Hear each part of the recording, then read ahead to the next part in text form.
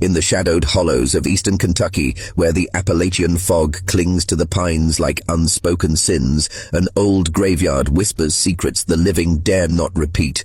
Picture it, a weathered stone marker, half sunk in the earth, etched with names that chill the blood.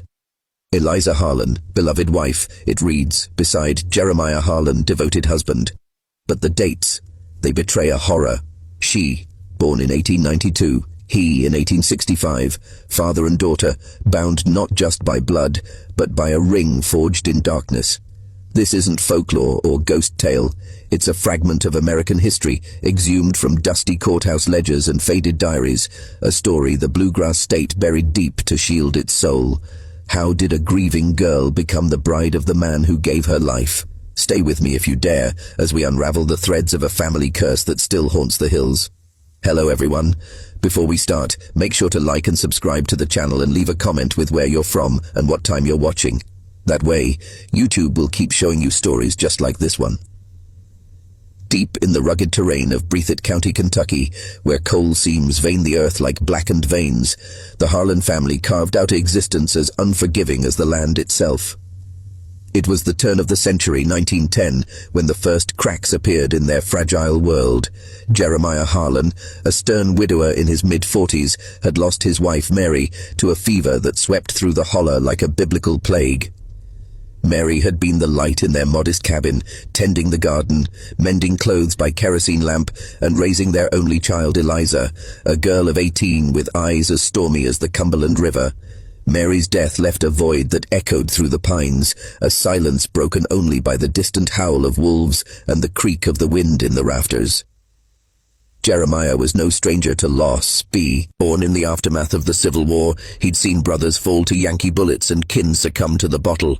He worked the mines by day, his hands calloused and coal-dusted, and preached fire and brimstone sermons on Sundays at the local Baptist chapel. Folks whispered he had the devil's own temper, but Mary had softened him, her gentle faith a balm to his scarred soul. With her gone, Jeremiah withdrew into himself, his grief manifesting as a quiet rage that kept neighbors at arm's length. Eliza, on the other hand, blossomed in tragedy's shadow.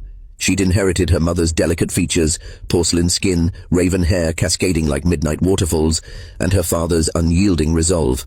Schooling was sparse in those hills, but Eliza devoured borrowed books, dreaming of a life beyond the endless cycle of poverty and isolation.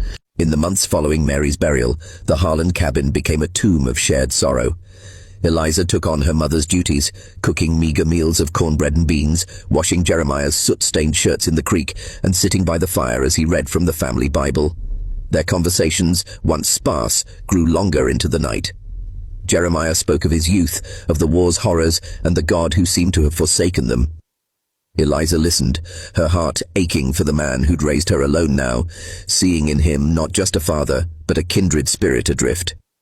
Whispers in town began subtly, folks at the general store noting how Eliza lingered too long at her father's side during church, how Jeremiah's eyes followed her with a possessiveness that bordered on unnatural.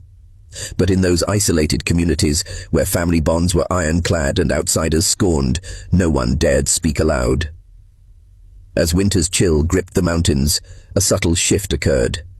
Jeremiah, haunted by loneliness, began to see Eliza not as the child he'd protected, but as the echo of Mary, vibrant, devoted, the only soul who understood his pain.